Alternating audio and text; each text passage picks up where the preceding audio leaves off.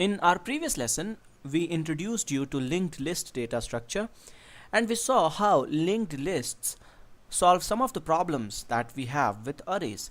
So now the obvious question would be, which one is better, an array or a linked list?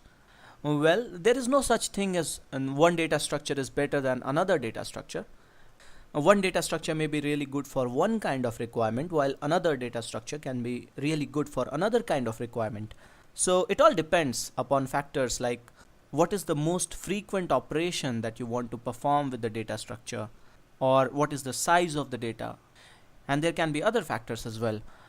So in this lesson, we will compare these two data structures based on some parameters, based on the cost of operations that we have with these data structures. So all in all, we will comparatively study the advantages and disadvantages and try to understand in which scenario we should use an array and in which scenario we should use a linked list. So I will draw two columns here, one for array and another for linked list. And the first parameter that we want to talk about is the cost of accessing an element. Irrespective of the size of an array, it takes constant time to access an element in the array. This is because an array is stored as one contiguous block of memory.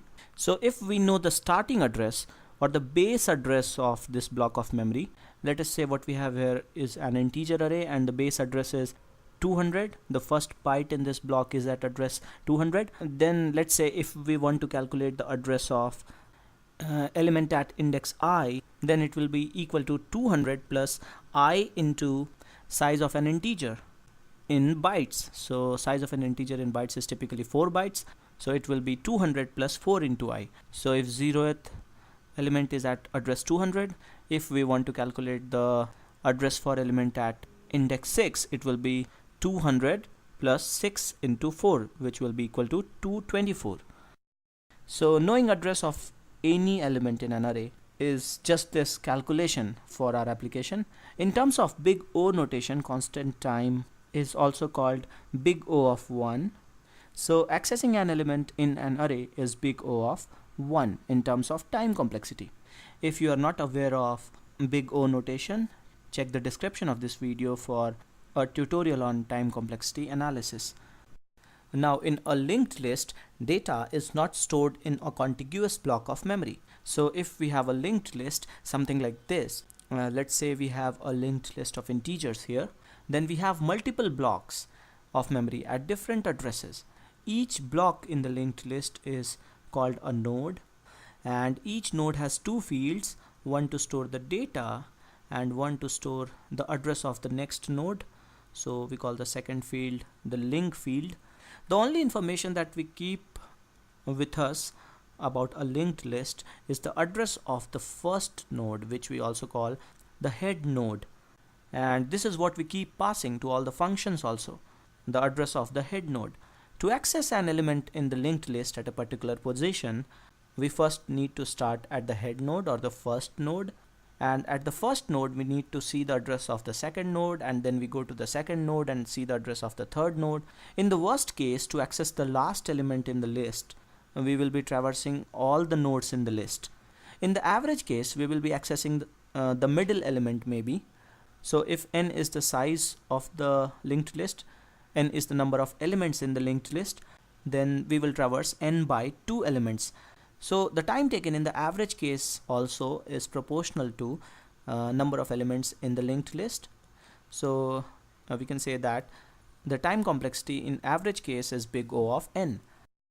So on this parameter, cost of accessing an element, array scores heavily over a linked list. So if you have a requirement where you want to access elements in the list all the time, then definitely array is a better choice. Now the second parameter that we want to talk about is memory requirement or memory usage. With an array, we need to know the size of the array before creating it, because array is created as one contiguous block of memory. So array is of fixed size. What we typically do is we create a large enough array, and some part of the array stores our list and some part of the array is vacant or empty, so that we can add more elements in the list. For example, we have an array of 7 integers here, and we have only 3 integers in the list. Rest 4 positions are unused. There would be some garbage value there. With linked list, let's say we have this linked list of integers. There is no unused memory. We ask memory for one node at a time, so we do not keep any reserved space, but we use extra memory for pointer variables. And this extra memory requirement for pointer variables in a linked list cannot be ignored. In a typical architecture, let's say integer is stored in 4 bytes and pointer variable also takes 4 bytes. So if you see, the memory requirement for this array of 7 integers is 28 bytes, and the memory requirement for this linked list would be 8 into 3, where 8 is the size of each node, 4 for integer and 4 bytes for the pointer variable. So this is also 24 bytes. If we add one more element to the list in the array, we will just use one more position, while in linked list we will create one more node and will take another 8 bytes, so this will be 32 bytes. Linked list would fetch us a lot of advantage if the data part is large in size. So in this case we had a linked list of integers, so integer is only 4 bytes. What if we had a linked list in which a data part was some complex type that took 16 bytes? So 4 bytes for the link and 16 bytes for the data. Each node would have been 20 bytes. An array of 7 elements for 16 bytes of data would be 16 byte for each element would be 112 bytes, and linked list of 4 would be only 80 bytes. So it all depends. If the data part for the list takes a lot of memory, linked list will definitely consume lot less memory.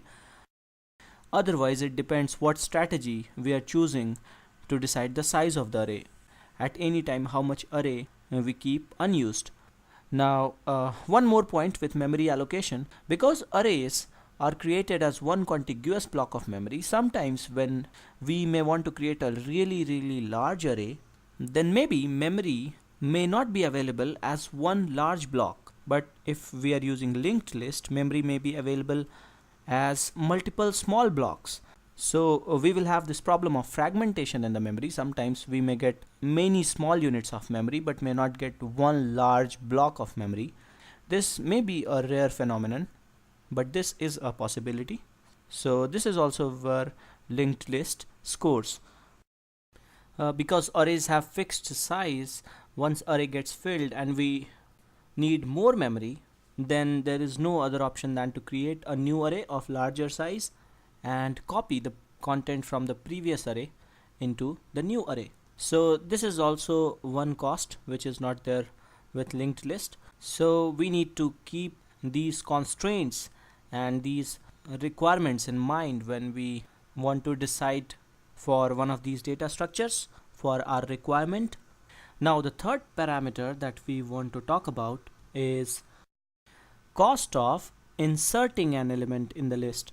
Remember, when we are talking about arrays here, we are also talking about the possible use of array as dynamic list. So there can be 3 scenarios in insertion. First scenario will be when we want to insert an element at the beginning of the list.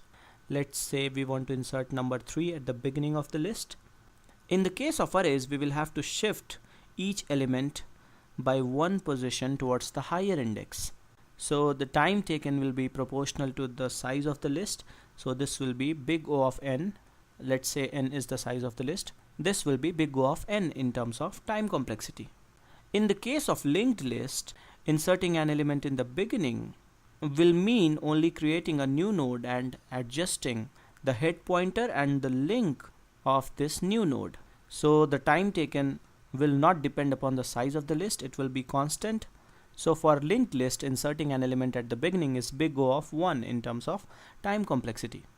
Inserting an element at end for an array, let's say we are talking about dynamic array, a dynamic list in which we create a new array if it gets filled. If there is space in the array, we just write to the next higher index of the list. So it will be constant time. So time complexity is O1 if array is not full. If array is full, we will have to create a new array and copy all the previous content into new array, which will take O(n) time, where n is the size of the list. In the case of linked list, adding an element, inserting an element at the end will mean traversing the whole list and then creating a new node and adjusting the links. So time taken will be proportional to n. I'll use this color coding for linked list. Here n is the number of elements in the list. Now the third case would be when we want to insert in the middle of the list at some nth position or maybe some ith position. Again, in the case of arrays, we will have to shift elements. For the average case, we may want to insert at the mid position in the array. So we will have to shift n by 2 elements, where n is the number of elements in the list. So the time taken is definitely proportional to n in average case. So complexity will be big O of n. For linked list also, we will have to traverse till that position and then only we can adjust the links.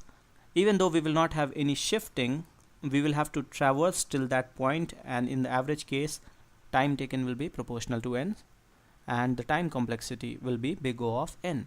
If you can see, deleting an element will also have these three scenarios, and the time complexity for deleting for these three scenarios will also be the same. And the final point, the final parameter that I want to talk about is which one is easy to use and implement. And array definitely is a lot easier to use. Linked list implementation, especially in C or C++, is more prone to errors like segmentation fault and memory leak.